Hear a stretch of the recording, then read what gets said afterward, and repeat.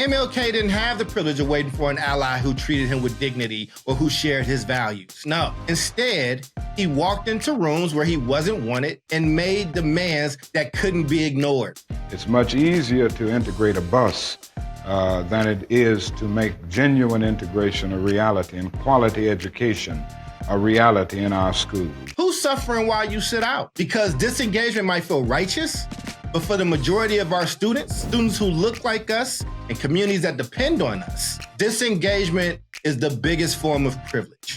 What's good, people? I'm Dr. Charles Cole III, and it's been a minute, but I'm back with some desperately needed common sense, because common sense ain't all that common these days. Quick aside, let's just get this out the way so I don't get in trouble. Before we start, I want to be clear. These are my personal views. They don't represent anyone else, any organization, or any group. This is about my perspective on the lessons we can draw from history for today. Let's cut through the fluff and let's just get to it. There's gonna be enough whitewashing and sanitary retellings of who Martin Luther King Jr. was and what this holiday should mean. But let's approach this civil rights icon and his legacy with some common sense for our people. Martin Luther King Jr. worked with President Lyndon B. Johnson, a man who came from a deeply segregated South and held biases many of us would rightly call unacceptable today. I would just say racist. He was a racist.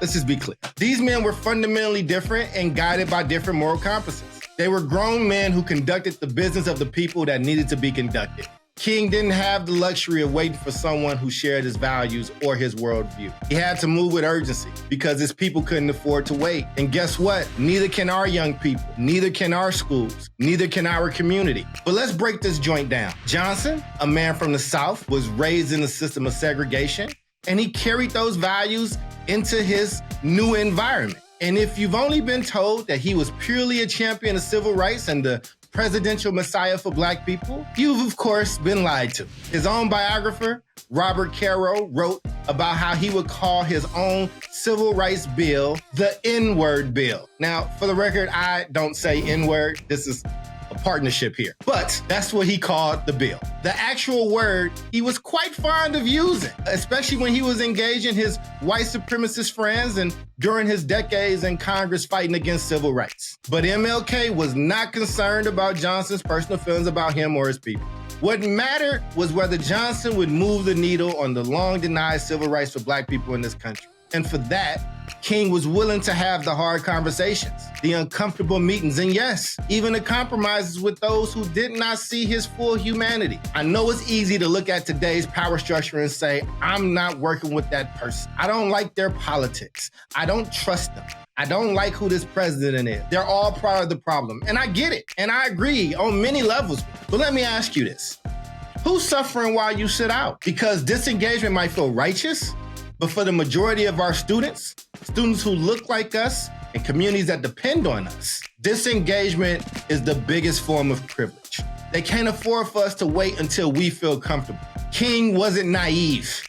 He wasn't game goofy out here. He knew Johnson wasn't his friend, but he also knew Johnson was the man in power. And Johnson also had things to gain and lose. And power moves systems, not feelings. Let me give you another example.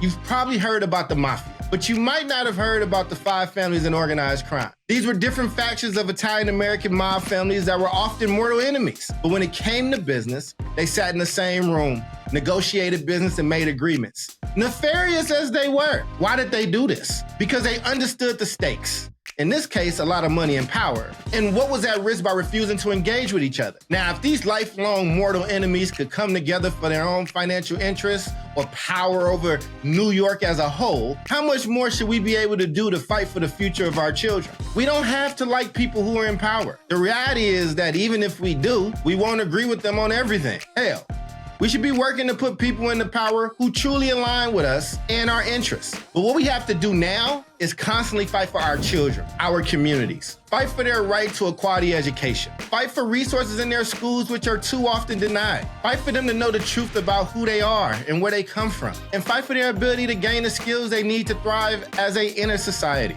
Sitting it out might make you feel good in the moment, but it doesn't do a damn thing for the child who's waiting for a good teacher, a great counselor, or a safe school to embrace them and help them grow. Here's the common sense reality. We don't have the luxury of inaction. We don't have the luxury of waiting for the perfect ally to save us. Actually, no one's coming to save us. Remember that. And King understood this. He didn't just preach to the choir, he walked into the lion's den. And because he did, laws changed, lives changed. We're talking about voting rights for our people, ending legal discrimination, and effectively ending the evil that was Jim Crow. Yeah, we might have to sit at the table with people we can't stand and who can't stand us, but if it's for our kids, if it's for our communities, if it's for their education, if it's for the future of our people, then it's worth it. Every single damn time. The stakes are too high and the clock is ticking. This isn't about comfort, it's about responsibility. So let's get to it. Peace.